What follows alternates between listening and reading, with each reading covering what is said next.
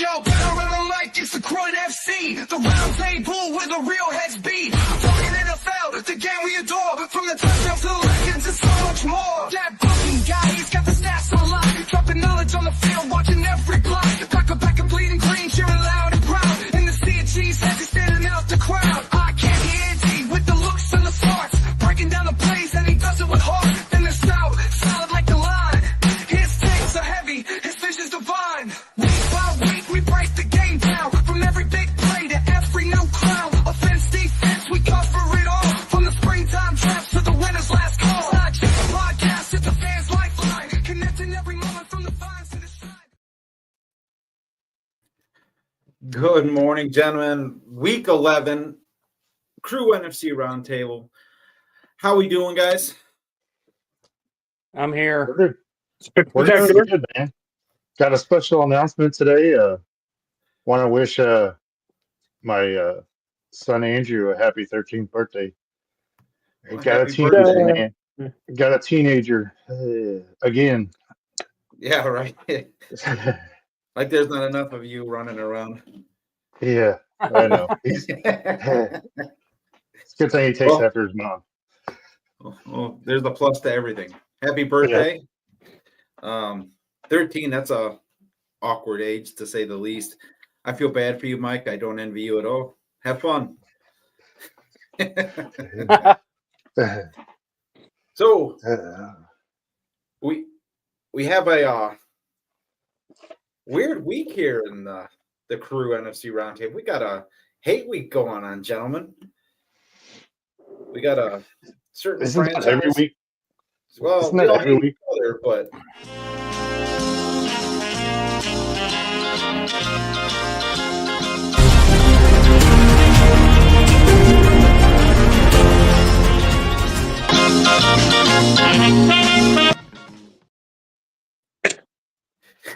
hate week. It's a great time of year, no? Bears, Packers, oldest rivalry in the NFL. How are you guys feeling about this one this week? Not too worried. See, that's where I can. Okay, so I think because you have a new, the new offensive coordinator, Shane Waldron, of course, who was caught laughing, smoking, joking, carrying on, by only scoring 3 points. Ended up getting the old boot. Now they brought in Thomas Brown, who was actually one of the assistants. Now the cool thing about Thomas Brown, I think he went like 2-9 when he was like an interim or something like that. So I mean that helps. But word around the campfire, scuttlebutt, whatever the case is that some of the players actually went to management, upper management, and actually said, "Hey, you know what? Can we actually go with Tyson Bagent? He actually has a little bit better. Well, under the old OC at least, he had a better grasp, I think, of the actual offense, which is cool. Still, you have the same problem. You have an offensive line that's banged up like there's no tomorrow. So, there's that. Now, with the new offensive coordinator coming in, he probably would have had more direct contact with Caleb Williams, which means that he probably knows, this is all a possibility, probably knows a little bit more what Caleb Williams can do. Even with a banged up line, we mentioned it last week, you have to, of course, move the pocket, make sure that he doesn't, gets enough time to be able to actually throw the ball, survey the field, throw the ball, or run. He does like to hold the ball for 12 to 15 seconds, even though he gets like 1.8 seconds to throw. So with that being said, Packers down by... Who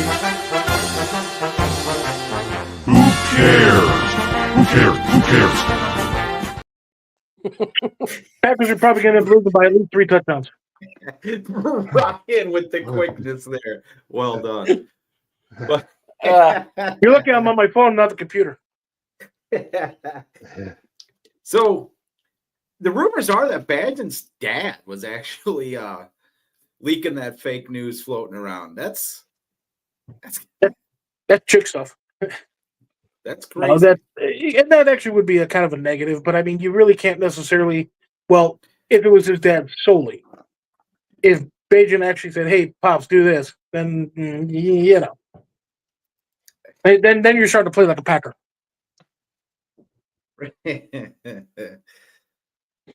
So But as far as the game, as far as the actual injuries and things like that, you still have offensive linemen that are out. Tavarius Moore, he's questionable. Montez Sweat is questionable. I heard he probably will play. Jenkins, of course, offensive line, he's out with an ankle.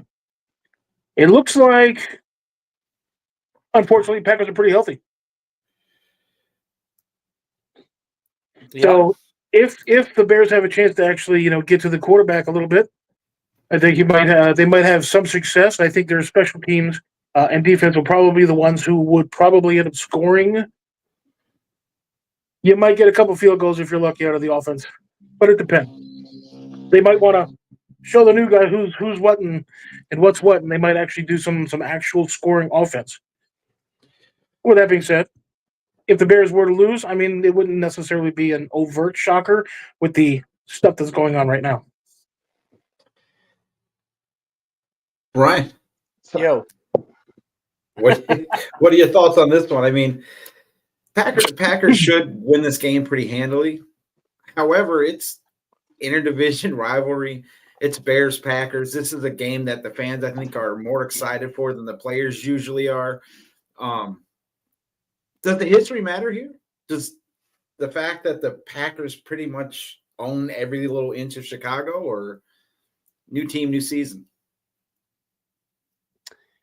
It's it's unfortunate with the Bears. Excuse me, my allergies are flaring up just at the right time, right? But it's sad with the Bears because look, we talked about this a few weeks ago with the Hail Mary, thing they lost to Washington. I mean, food for thought. What if they pull that game out and they're 5-2? Does this change the scenario and the trajectory of the Bears? Are they a better team, or did they become completely deflated and everything just imploded, right? So now you go through an offensive coordinator coaching change saying he's the problem. But the players are running their mouths because they're saying he was the problem. If you're letting the players on the team run the roost, you might as well just suck it up to this year and say, guess what? We've got a lot of soul searching to do. Record doesn't matter anymore. Eberflus is going to be a lame duck coach. He's probably gone at the end of the year. I mean, right now, what do the players really have to play for besides pride? And the only thing is, there's 2 games on their schedule that is prideful, that is meaningful, and that's the game against the Packers, right? Yeah, so 100%. these players are going to come out and they're going to give it all. But the problem is, talent overtakes, mindset. Hey, can crazy happen? Absolutely. I mean, look what happened last week with the Saints with the interim head coach. They won, right? Players actually played for the guy. But is it a 1-week thing? Yeah, it's a week-to-week league. But the thing is, the Bears don't have anybody on offensive line to protect the prize quarterback, right? So how are you going to succeed against a team that is actually really good with takeaways? I mean, One of all the you tops got in to the do. league. Yes. I mean, I'm not even talking on the offensive side for the Packers. I'm just saying defensively. This is the first time I can say defensively the Packers actually have a decent squad on the defense. I just don't see how the Bears can muster up an offense without protecting their prize quarterback. And I know there's been talk that, let's start Bagent. You think Bagent really would have been a better option? No.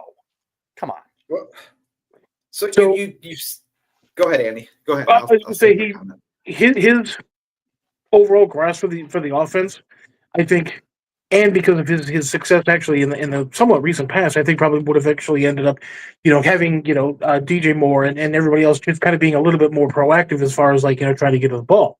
Now you do have both Braxton Jones and Darnell White are expected to play today, basically your left and right tackles. So I mean that's actually a plus.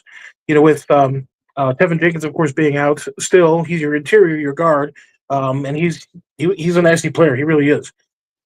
If he can stay healthy. Now, what makes this kind of interesting is to a point I can agree with you. The Bears are actually pretty good in takeaways as well, and that's why I'm thinking, if anything, that the defense and or special teams are going to be the ones that are have to come up to really score. With that being said, you could literally have one or two touchdowns from the offense, and great. But this is where this is where I can. Let me just take yet another tangent. Apologies, first off. That's why I kind of like calm yourself. You're involved. You, the other one in the corner. So, in comparison of the Cowboys with the Bears, what you actually have overall is the same issue. Your owner and GM, of course, and your Cowboys. Okay, cool. You see where the issue is there. Having bought the Bears or having bought the Cowboys in 1989, being in the league since 1960, they're a fairly old team, but you know what? It's one of those things. Cool. You have one family, basically one person, has actually owned the Bears since they started. Basically at the turn of last century. Okay, so what you really need is to have some sort of it's when McCaskey. I think McCaskey, what he needs to be able to do is actually come back, because you have a GM now who is actually a little bit more proactive and who has been able to do some things. You've got a CEO who's actually looking big long term, and that's actually a plus too. When McCaskey gets involved, when he does this and not this, that's when things actually end up happening. And that's why that little thing that we were talking about that I had sent to our page, the Bears have had head coach who inherited a quarterback. Not their quarterback. Next thing you know, you draft a quarterback, there goes the coach. Same thing happened on several different occasions where you had probably 10 or 12 quarterbacks. I don't know how many different coaches, 3 or 4 coaches, John Fox, you had, just goes on and on and on. So if you have something consistent, and you know what? the NFL and football in and of itself is a very, very small community. You know who's actually the up-and-comers. You know who's actually going to be Ben Johnson, Detroit. If you actually have a young coach, something that's going to bring some sort of innovation, that's going to be able to relate to the players on a different level than one of the old guys, I think that's going to be a major plus with the Bears. You just need an entire paradigm shift, similar to what the Packers had with your coach up there. Look at Miami with their coach. They have a very young coach, doesn't necessarily know anything from anything, but for some reason he does well coaching NFL football. And so if you can actually get that entire paradigm change from the very, very top of the Bears, I'm not saying you have to necessarily sell the team. You just have to make sure that family, that ownership, that leadership remains a silent partner and let everybody do their jobs. And then you might end up having a quarterback with a head coach, with an offensive coordinator that can gel. So what you're saying, Stout, the sky is falling. Mm-hmm. Oh, I mean, Andy. Sorry. It sounded like Stout. Sounded like Stout's ramblings about Dallas. It's almost like watching the same thing. It's just very simply, the Bears are doing, I think, the best they can with what they have. If you had a different type of a head coach, different type of offensive coordinator, different leadership, I think that would definitely be a major plus. They would be champions every year. Now, here what you have, you're languishing in the doldrums of crap. So with all the Bajent talk going around now in Chicago, does the Bears brass have buyer's remorse? Are they now going to ship out another quarterback and another head coach and do the whole dance over again? I mean, so I think what ended up happening was with Eberflus remaining, which was a major negative, I personally feel, you needed to have a new coach. You needed to have even if you had a new coach, new offense coming in with a new quarterback, I think you would be setting yourself up more for success as opposed to, a new quarterback coming in with an very outdated type of offense that your current offensive coordinator and head coach are going to bring. You're not playing to their strengths. I talk about it all the time. You're not playing to their strengths. Look at the quarterbacks that have been successful. They're always being played to their strengths. Yeah. What is Eberflus's specialty? Offensive, defensive, special teams? Like what did he come into the league as? I think D coordinator. So you're going to have the same situation over and over and over again. The problem with having a defensive head coach is you have to hire a great offensive coordinator. The problem with that is if you hire a great offensive coordinator, who does the league look to be their next head coach? Right now, the league has shifted to offense. So most of your NFL teams are looking for a good offensive-minded coach to be their head coach. So you're going to be in the same cycle over and over again because you're going to have to get a good OC to run your offense. Once that good OC is established, guess what? He's the head coach. Where are you at again? Hiring a new OC.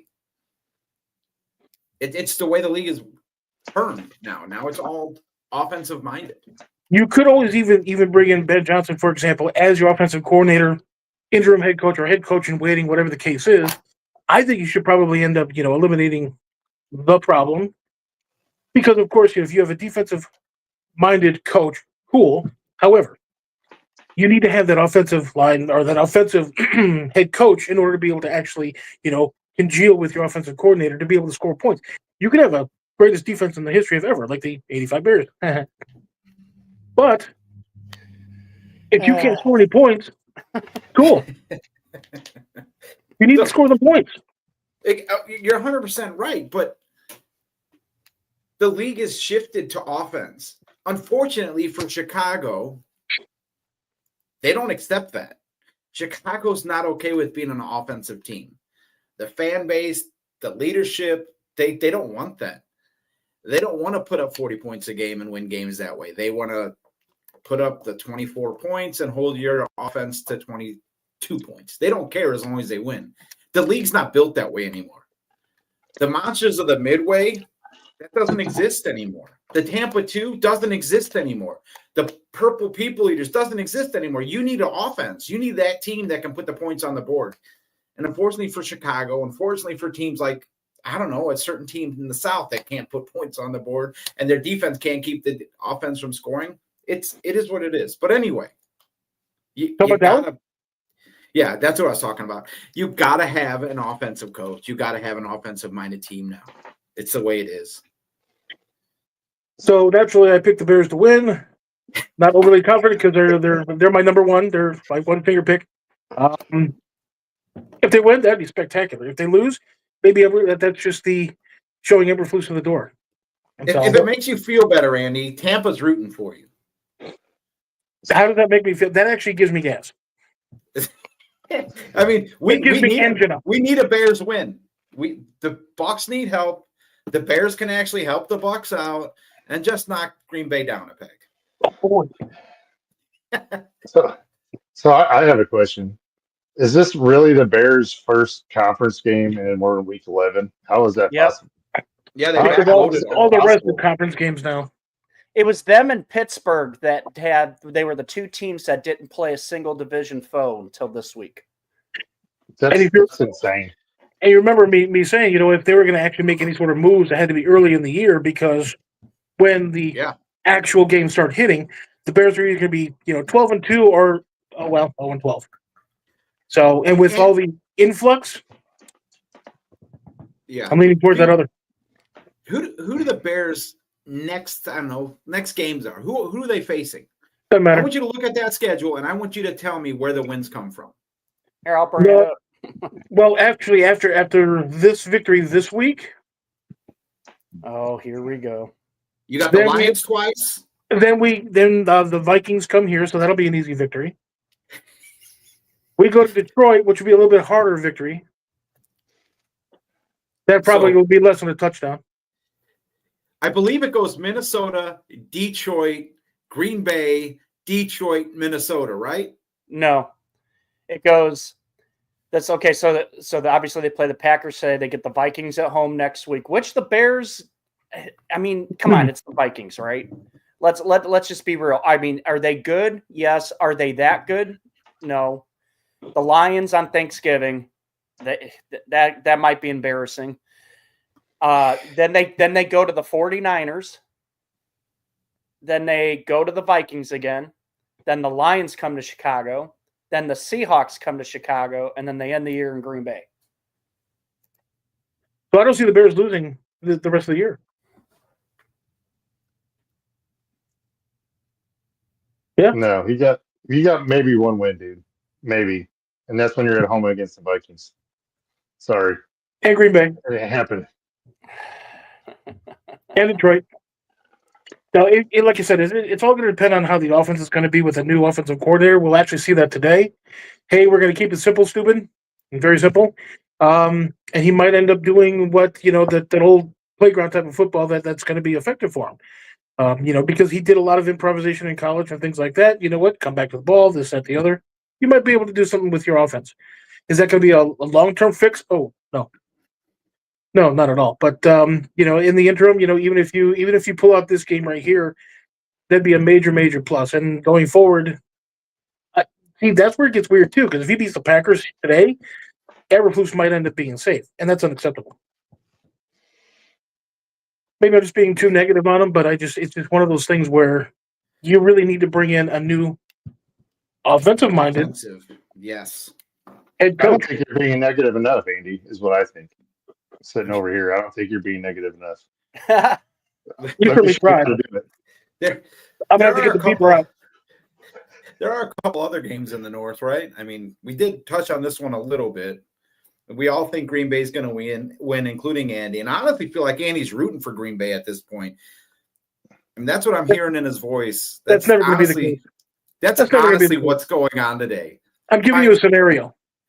Brian, are you on board with me that Andy is actually actively rooting for Green Bay today? Yes, because I don't think so. Realize the more the losses pile up, the better the changes will come. I'm not saying now. Because this, you know what, Andy? This is you guys right now.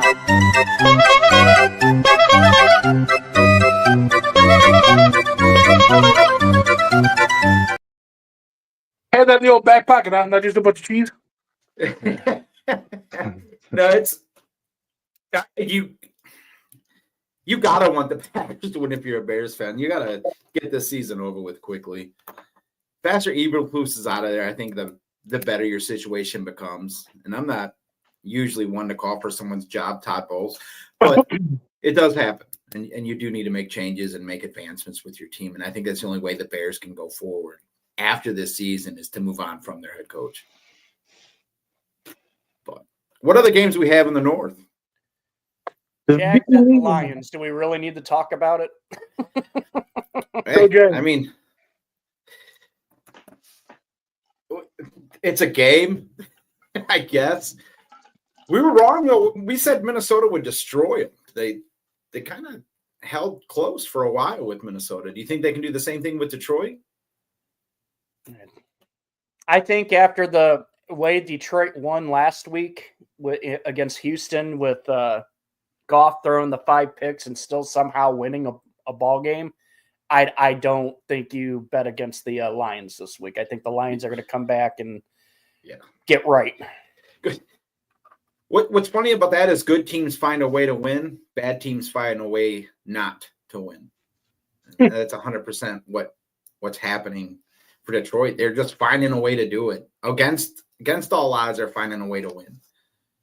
Pittsburgh, another example. Not that we're talking about Pittsburgh, but Pittsburgh just finds ways to win. Winning's learned behavior, and these teams have figured it out. Jacksonville isn't going to figure it out this week. I don't see it figuring it out going forward. I think Detroit wins this one as well. Who does Minnesota got? They go to Tennessee. How does it look there? I mean, this game might be closer than most people think. I mean, I got Minnesota winning, but can Tennessee actually do anything here? Their offense is kind of pedestrian. Their defense is kind of pedestrian, but Sam Darnold can easily fall back to being Sam Darnold. Well, the Tennessee defense isn't. I don't want to say they're good, but they're not good. But still, it's the same thing with anything. If you can actually get happy feet on Sam Darnold, you see what can potentially happen. And so, if he has another bad game like he did last week, Tennessee might actually pull this out, even though their offense is sputtering, their defense is Tennessee, not the Bears. Tennessee. Yeah. So, but the Vikings will probably end up pulling this out, quite possibly by a nice, healthy margin. Yeah. So your NFC North standings are what? Detroit, Green Bay, Minnesota, Bears? Is that what the standings are right now? Or is it That's Detroit, Green Bay, Minnesota, Bears. I see what you're doing there, and I don't appreciate it. I'm just saying, I don't know how It's these teams win help either of you. Yeah. It's Lions 8-1, Vikings 7-2, Packers 6-3. So basically, we root for a Vikings loss and a Packers win. Let's tighten it up. It's crazy, but We don't. it looked like the NFC North was going to have a minimum of 2 teams in the playoffs. It could slip to just being the Detroit Lions in the playoffs from the NFC North, just because you guys are going to beat the hell out of each other going forward. So now you're looking at a team, I don't know, in the South that could get into the playoffs, maybe, hopefully. I don't know, just thinking out loud. Yeah, I don't even know what I'm Saints. talking about. That'd be awesome. So, but yeah, Minnesota, I mean, can they keep up with the Lions? Can the Packers keep up with the Lions? Both teams need something big to happen for them to catch Detroit. I think Detroit runs away with this. Oh yeah, Anyway. I don't see a scenario where the Lions relinquish the NFC North unless serious injury happens. And they've already got one, but yeah, and overcoming. And he's up running in a pool this week, so don't be surprised if he comes back for the playoffs. Right. As shocking as that sounds, as gruesome as that injury looked, he's running in a pool right now. So, and they added depth. Andy brought it up last week. They're building. They're adding on. Mike, what are they doing? Never mind. So let's head to Dallas. Mike, what do you got going on down there? Well, Jake Paul's got more wins than the Cowboys do at AT&T Stadium this year. Well, that's because he had a better rider. Well, yeah, and Well, what did I just show you? What did I send everybody? Here, I'll get it on here so we can show everybody else. That's rubbish. Don't do that. And then, get into the stupid stuff, the whole curtain. We're going to go curtain gate, I guess. And, curtains are up, but we can't have it up for the football games. And I've been complaining about this for years. I mean, hey, you build this huge stadium, this expensive stadium, and you're complaining about the sun. Come on. But everybody's dealing with the sun. Both teams are dealing with the sun. How is it that the Cowboys can't figure it out and the opposing teams can't? Why? I don't know. Because look at our owner, look at our head coach. It goes from the top down. What I've been saying for weeks, man. Like, I've had enough already. I know. Let's get into your injury report. Get into the game. Go ahead. Do you remember the movie Necessary Roughness?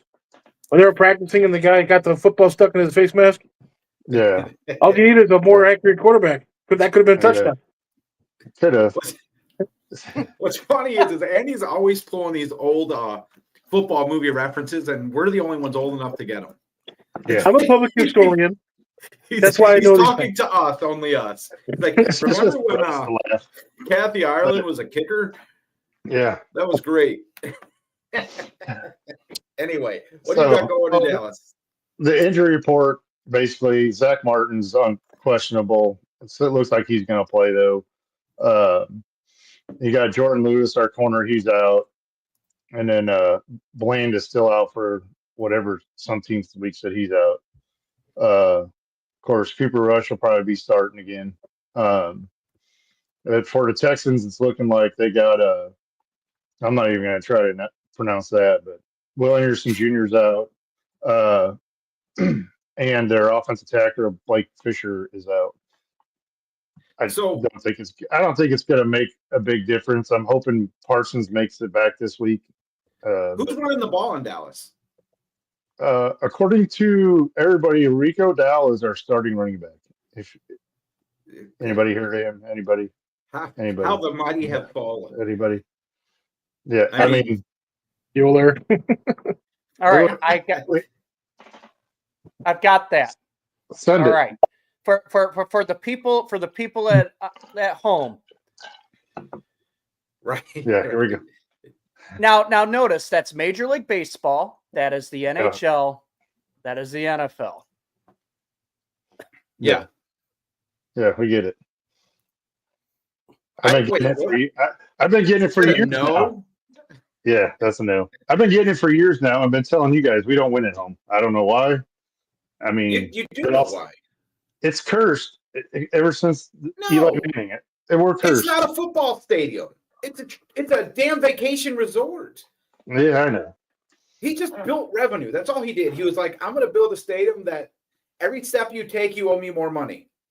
I was just trying to be a little bit of positive with it, but yeah, it's not. Like I said, he cares about money and money only. So it's awful. Stout, I think we need to partner up. We need to partner up on something because you notice that anything that pops up is on the Bears comes from Brian. Anything pops up about the Cowboys comes from Brian.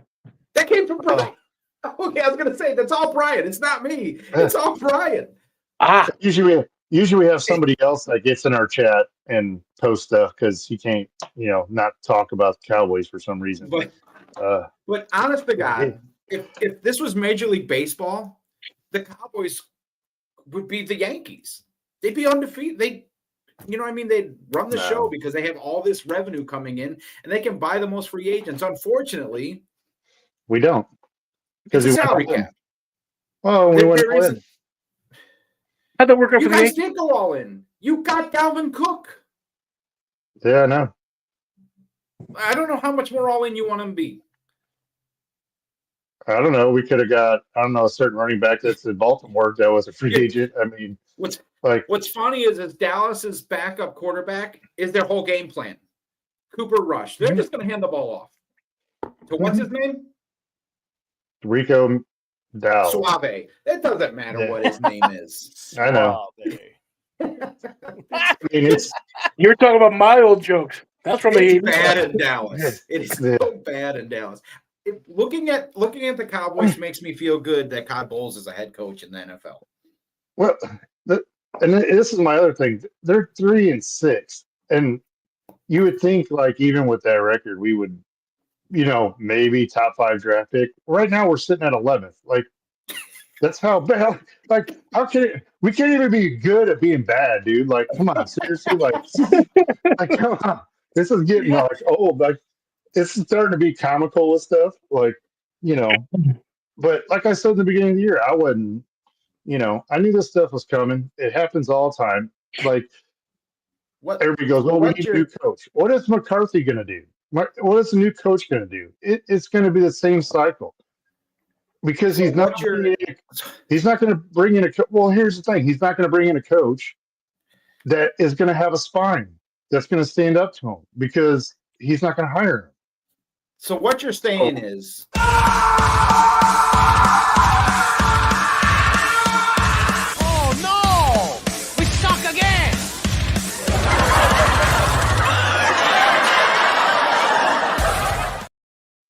So every time we're just gonna, instead of asking you questions, we're just gonna. So what's going on in Dallas? And play it, and then we'll go on to the next subject. Well, and that's another Brian video. It came from it was my idea. I sent it to him. I tried to make it up. It didn't work out. So Brian made it up for me. I appreciate him 100% for that. No, but that's why we closed the roof because just in case the sky is falling, you got a little protection when it falls. So, serious question. What? Here, what do you go forward? Who doesn't want Dallas? I mean, it gives you a win. The fans. What's the formula going forward, Mike? If you're the new GM, how do you write this? I mean, are you already looking to the draft in Dallas? Have you given up this season? I already started looking. Is it time to play the JV? No, but I'm looking forward to the draft to see where the couple running backs fall. Just because.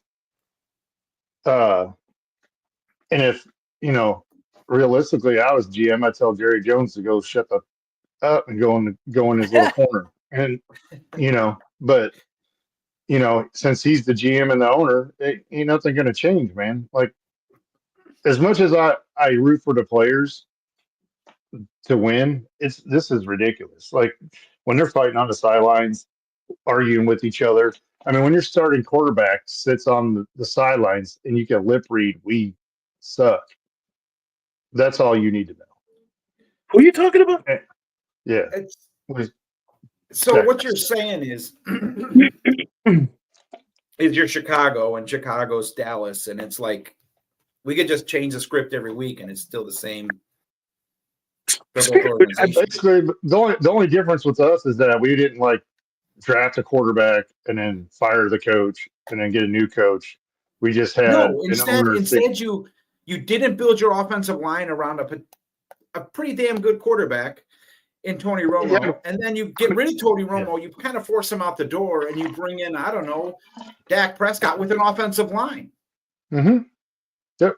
And now that the offensive line is old and ready to move on to the retirement community, you're going to force Dak Prescott out and bring in a new quarterback and put a new line in front of him and put new offensive weapons around it. Well, that's the thing. We got 2 brand new offensive linemen starting this year. Steele's getting up there in age. Zach Martin's getting up there. I mean, they're trying, but it's just getting, it's getting to the point to where at this point they really have to. I hope Stephen Jones could actually talk to his dad at some point. It's not.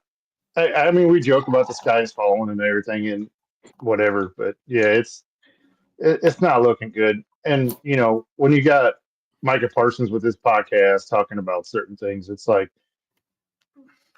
why would you want to be there? Like everybody keeps, like I keep watching it, and everybody goes, "Well, why would you want to be there when they suck so bad?" Like he's a great player. Like, why would you want to be there? And it seems like he's loyal to Dallas, but I mean, if somebody offers him more money than Jerry can, I don't see people staying. But well, let me ask you this: Do you see the NFL, or let's just say Dallas, because Dallas seems to have an issue with this. Pittsburgh had an issue with it a few years ago. But anyway, do you see the NFL mandating that players no longer do podcasts, no longer do their own social media events? It almost feels like it takes away from the brand. No, I think I think the guys will. I actually like it. I mean, I guess it depends who you're talking to. I don't think they should get rid of it because it's actually kind of nice to sit there and listen to them talk like about stuff. You don't get that. This is like a new thing, Right? And I don't know You're if you getting guys behind the scene access. I mean, and that's the thing. Like this all started basically with the Kelseys. Everybody had theirs, but it all blew up with the Kelseys doing theirs. And are they really going to, if Travis is still in the league, they're going to tell everybody, sorry, you can't do a podcast? No, that ain't going to happen. Right on. You know what I'm saying? It kind of does. It endears the players more. So, for example, you have like a hated player like Aaron Rodgers, for example, when he was in Green Bay and stuff like that, and you see him actually talking, and you kind of see where his point of view are, and you start to kind of like him, and then of course you have to snap back into the fact that actually you hate him. Well, that kind of thing. What it does is it removes the face mask. Now you're not just seeing robots on the field; you're seeing human beings that are players that have emotions, that have that have a face. Because when we were younger, all you saw was the helmet and the name on the back of the jersey, and that's who you cheered for. But now they're actually people. You're actually seeing them as people. You're actually seeing the fact that, hey, I didn't enjoy this, or I like this part of the game. You see that now. But what sucks is it takes away from the team aspect of the game. Now you got more people involved with the individuals. Fantasy football has done it. Now the independent podcasts are doing that, where it's drawing people out instead of the team. Does that make sense? You understand what I'm trying to say? Well, if we're going to put a blame on anything with doing just the single thing, it'd be fantasy football. I mean, that kind of, when it first started, it was like, okay, this is pretty neat. And then when it blew up, you got people complaining because somebody couldn't give them another point. Like, that took away more of the team aspect, I think, of players actually being on a podcast. Right on. because now you're getting the in depth of looking what it's like to be in the life of an NFL player and how hard it is. I mean, let's put it this way. You know how we've always talked about the brand, the NFL brand. We're all like, whatever they can do to grow the brand. Let's go play in Spain. Let's go play in Brazil. Let's go play, anywhere around the world. Well, this is just kind of like the same thing, except now this is just players, right? So if you're a fan of the team, you're obviously going to draw to a player's podcast and to be like, hey, this is kind of cool. I can actually listen to a player talk and stuff like that. And honestly, I get it. Like, some of the players have gone a little too far in terms of critiquing their own team per se and being more vocal than they really should. And I think maybe that needs to stop. But however, you don't stop this. This is just another thing that helps grow the brand and maybe gets new fans, even though the NFL has tons of fans, but let's keep them coming. Right. Yeah. I got two more things real quick. This is probably the dumbest comment I've ever seen in my life. Did you see Jerry's? No, I saw Jerry's, but that one, Tony Romo's not equal to Dak. It's not even close. Anyway, Sean's on there all the time, and I just wanted to give him a little crap. But the second thing is talking about the podcast. How cool would it have been if Antonio Brown would have had his own podcast? It'd have been awful. Are you kidding me? Anyway, we have other games. We've taken the show completely off track, and it wasn't even Mike's fault this time. It was mine. But what other games do you got? Nothing. Giants are on a bye, and Thursday night, Eagles beat the Commanders to take the lead in the East. Are the Eagles back? That's my question. Because I was all in on the Washington football or the Commanders. I was all in. Yeah. I thought for sure they had that game. I was going to pick that game, but I didn't get my picks in time, so I couldn't. So I'm kind of glad. But is it Philly? Is it because they have a New York Giant running back running the show? I mean, I think so, and I think that helps them out a lot. And I think they were just all trying to gel together. And like again, we talked. There's a certain somebody that's been gone. We brought it up a couple times in the show, and I think now that without him there, I think they got it dialed in now. And my pick of them picking the winning the East is looking even better now. So I think they got it, and I think Washington, they're going to have to pull out some things, but you might see Washington and Philly in the playoffs. So yeah, I can see that. So Washington having a defensive coordinator as a head coach. It's another quick little case in point. If the Bears actually end up firing their head coach, just saying, Dallas might be looking for a new head coach. But Dallas should be looking for a new head coach. The rumors already floating around that Ben Johnson's number one on the list. So what's funny is Ben Johnson's going to be number one on a lot of teams' list. But if you're Detroit, do you need to hang on to a man like that? Is that someone that you've got to? I'm not saying promote to head coach, but find a way to keep him from being able to go to another team. Either you entice him financially. Go ahead, Brian. Schefter reported earlier this week that he had talked to Ben Johnson, and Ben Johnson knows he's wanted. He actually wanted the Bears job when that came about, and the Bears went the Eberflus route. Now that he's shown that he can coach up an offense with Jared Goff as a quarterback, and they look good, right? Now he's basically told Schefter, I'm going to be very selective in my process, and goes, it's going to take a lot for me to leave Detroit. So, I don't blame him either. If you got a good thing there. Well, yeah, but do you see him leaving to to a division rival? I mean, do you think that's going to be something that, given that opportunity, he would do? Even though why would he go to the Bears when they already told him no? They didn't pick him. I guarantee that's what he was basically saying. Well, this is what you're looking at. If you're a Bears fan, right? You had the choice. This is what I said earlier. You had the choice to go with an offensive-minded young head coach that's bringing a new style of offense to the NFL, and you chose to go defense. That was the decision your ownership made. That's because they are still living in 1985, and I still think they can rebuild or reestablish the monsters of the Midway. That's And McKenzie. Let it die. There's Go ahead, there's an interesting tie to all this, okay? The reason why they chose Eberflus, it's ironic because of one man who was the agent for all those upper management people, Trace Armstrong, former Bear. I'm serious. Look it up. I get it. I understand that. Yeah. But it's just they've got to move on past this Monsters of the Midway gimmick. This whole we're a defensive-minded team. Just stop. Go get an offensive coach. If you want to be the new monster of the Midway, score 40 points a game. There you go. 100%. That's what it takes now in the NFL. But anyway. I think that's Philly. it. We don't have anything else to talk about. No other team in the Philly's the South. real deal. Unfortunately. We We digress. do have to go south. Sorry. Show's going there now. Nothing really great to talk about since the Bucs are on a bye. So we'll just get into the Saints-Browns. Jameis Winston back in New Orleans to face the Saints. Saints fairly healthy finally. They're finally back on track, finally getting most of their star players back.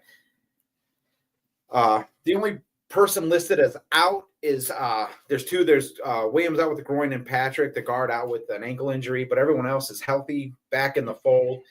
Can Derek Carr right it? Can he get them back in the playoff hunt? The NFC South is still pretty much open. The Falcons have a stranglehold on it on the top of the division, but a loss here, a loss there, and you're back in the hunt. Every team except even the Panthers, actually, with the Panthers having 3 wins. So it's wide open in the South that the Saints can pull a win today and the Broncos can pull a win today. You got the Falcons going against Denver. Denver has Reynolds, Sanders, and the safety Yell is out, or Turner Yell is out. Other than that, they're fairly healthy. The Falcons are going to be without two of their starters in the defensive backfield. They'll be living on backups in that secondary. If Bo Nix can go off today, not saying he has all year, he did well against the Bucs on the ground, but if he can actually get something going through the air, Denver has a shot in Atlanta. Bucs on the bye week, can't lose, right? They can't gain ground either, though. So Jason liked Todd Bowles, signed Mike Edwards back into the fold in Tampa, a 28-year-old safety, played well for his first 4 seasons in Tampa. He had 7 INTs, 3 pick sixes, 3 sacks, and a forced fumble. Bucs need help, but I don't know if secondary help is where they need it. I think they really needed to focus on the edge and linebacker position.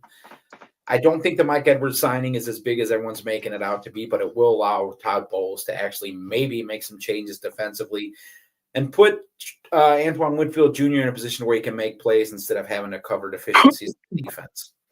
But that's really all I have for the NFC South. Does Todd Bowles, if they don't make the playoffs, does he get fired? Oh, that's a tough one. I'm the fan in me, the Bucs fan wants to say yes, he needs to go. However, this team hasn't quit playing on him, hasn't quit playing for him. They are still fighting every single game. They are still in every single game. If the one-score games are flipped, the Bucs are on top of the division. If the Bucs beat the Falcons once, if the Bucs beat any one of the Broncos, the Ravens, Chiefs, or Niners, I think we're having a different conversation today. I don't even think it's a topic of conversation. I agree. I don't think he's on the hot seat as what some people might think. I think this year it's been trial and tribulation with them with the injuries and stuff like that. You can't expect a coach to just make magic work out of, having your 2 key wide receivers gone and stuff like that. Granted, Bowles is a defensive coach, and I know there's been some defensive breakdowns, but still, you're right. That team has fought and fought and actually have impressed me to the point of like, man, if they just had a couple more players, these guys are on top. Well, what sucks is this is what sucks about Todd Bowles' defense. He refuses to admit that the scheme is the issue. You're having deficiencies in the linebacker core. You can't cover the seam. You're not able to adjust for the drag route. You're not picking up the soft middle zone. And all you're running is a zone defense. So you've got to find your way out of that. One. But is there an answer? I don't know. It's hard to make that adjustment on the fly in the middle of a season. You can't just throw your whole scheme away. So I get it. But as a fan, you want to see something change. You want to see something happen. But as someone that has I consider myself a smart football fan, I don't think he goes anywhere. I think he's got another year. And I think the Mike Edwards pickup is just as good as Dalvin Cook going to Dallas. I agree. I 100% agree. I think it's just say, hey, look, we're doing something. Hey, it's a couple years ago we'd be all right, but not now. So there's one more game I want to cover. I don't want to get stuck on the Bucs. Let's get into the San Francisco-Seattle game because this game is going to be important for the playoff picture. If San Francisco looks like they're finally healthy, looks like they're getting going, they got Christian McCaffrey back, coming off a hard-fought victory in Tampa. What do you guys see going on here in San Francisco-Seattle? San Fran, it's at home. And that's always a plus for San Francisco. It is at home. I mean, I'm looking at the injury report right now. I mean, the glaring thing with the Seahawks. Now, obviously, don't follow the Seahawks. Noah Fant's their starting tight end, right? Yep. Mm-hmm. Okay, he's out. So you're already down a security blanket. Is the backup any good? Is will Geno Smith? Will the Niners defense pressure Geno Smith into mistakes? That's the biggest thing. And obviously, with the Niners, you got a lot of people questionable, but I believe all these guys are going to be playing. You got a few guys out, but I don't think it's anybody in particular that is worrisome in terms of, the starters and stuff like that. I just think if the Niners defense can get back to playing up the snuff and cause problems for Geno Smith, I don't see how the Seahawks can beat the Niners. They lose Fant, but Metcalf comes back. So they haven't had him for a while. So they haven't had him for a while either. I think if the Seahawks run on the 49ers, I think it's a different game. But if they don't, I think it's going to be a 49ers win, unfortunately. So. I look at it this way, and you guys can disagree with me if you want, but Christian McCaffrey is now one game of wear and tear on his body going against a defense that has played 10 games, right? Or 9 games, whatever. So he's healthy. He looked healthy. He played the majority of the snaps for the Niners last week. On the other side of that, you have Bosa, who didn't do anything last week against Tampa. He was non-factor. He really didn't make an impact on the statistical side of the game. Does he have 2 bad games in a row? Doesn't usually happen. I think that the Seahawks are catching the Niners at the wrong time. I think the Niners are going to come away with a huge victory here, and it's going to propel them forward. And I know we don't want to say that because we don't want to listen to Jerry talk junk all the rest of the season, but I think the Niners might overtake that whole division. Well, let's look at the division. How is Arizona in first place? I mean, we really want to give it to them. Well, we could talk about the injuries and everything else, and Jerry wants to make excuses, but the Arizona Cardinals are leading your division by a game. Yeah, I know. That's my point. So the division's up for grabs, and you got the San Francisco 49ers getting healthy. That's where it ends. I think it's. I mean, but anybody would have guessed that, had that in their back pocket. Like, hey, 2024 Arizona's going to be in first place in the division. I don't think anybody had that on the bingo card. So. Nope. One of the topics are you playing bingo? Anyway. One of the topics they actually brought up here on the one of the websites here is the fact that Nick Bosa could use a break. If you see the amount of snaps that he plays, and with his motor always running, but where are you going to give him that break? Because now all these games actually mean something. Right. You're going to give him a break during the week. You're going to maybe play for the first, third quarter, second, fourth quarter. I mean, how are you going to work that? you But- got to figure out a way to get him where he's running on all cylinders. And He's then, the of heart course, the defense. right. And then, well, I don't know if they've actually updated the Kittle thing, but I don't think he might not play, of course. So that's going to be a major negative for 49ers. And I know we talked about it. Right on. Okay. We ready for pick six? Let's do it. No. Yep.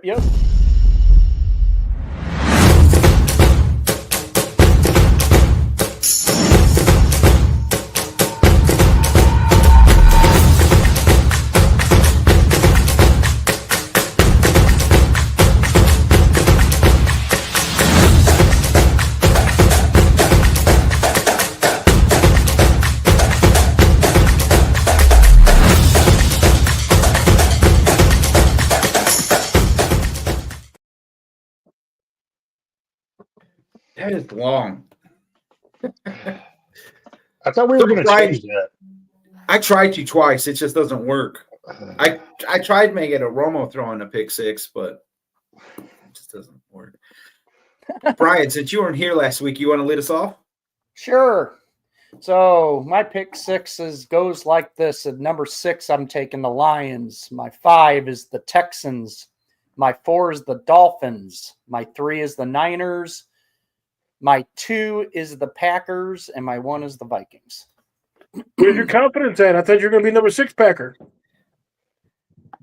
Hey, So- I got to play smart. Mike, once again, if Dallas would win a game for you, you'd be all right. Give us your pick six. I won 1 week. You won 2 weeks. That's right. The 1 week they were on a bye. So, Yeah. so this week I got 6. I got the Lions. 5. I got the Vikings. 4. I got the Green Bay Packers beating the crap out of the Bears. 3. I got the Niners unfortunately winning. 2. I went with the Colts, and 1. I went all in. Andy, you want to give us Brian's picks again? Because I think you guys are the same. Actually, I entered mine first, so he copied off of me. So, Yeah. But I was right. You guys have them the exact same, yeah? no. So not only you're wrong, but anyway. Well, we'll talk about that up here. Lions at number 6, the Chiefs, the Vikings, the Patriots, the 49ers, the Bears by 2 touchdowns at least. And 1. And 1. Yeah, you skipped one, dude. 2, 4, that's 6. Lions, Chiefs, Vikings, Patriots, 49ers, Bears. You didn't say Patriots. Yeah, You didn't have yeah, Patriots. Okay, Oh, we're good. Patriots. Got it. All right. See, he's already incomplete. Yeah. All right. At 6, unfortunately, I have the Green Bay Packers. 5, we have Detroit. 4, I have your Houston Texans. 3 at Miami. 2, Minnesota. And I got Pittsburgh pulling the upset today. Woo! So, anyway, that's all I got for you guys. You guys got anything to add? Go Bears. All right. I'm going to make some money today. Yeah. You have some picks for us real quick? I was going to say at the corner. Sure. Of course Fire they 'em do. away, Brian. All right, I'm going to fire away. We don't need the intro. We Take don't have Pittsburgh. time for the intro. Yeah. Pittsburgh plus 3.5 versus the Ravens. Take the Browns -1 at the Saints. Colts plus 3.5 at the Jets. And my mega parlay of the week: Packers alternate spread 9.5, Patriots money line, and Falcons money line pays out plus 15.52. Wow. Nice. Once again, I'd like to thank all our wives and families for allowing us to do this 1 hour every Sunday. It takes a lot more during the week, but I do appreciate them letting us, be idiots for an hour every Sunday. So see you guys next week. Just an hour?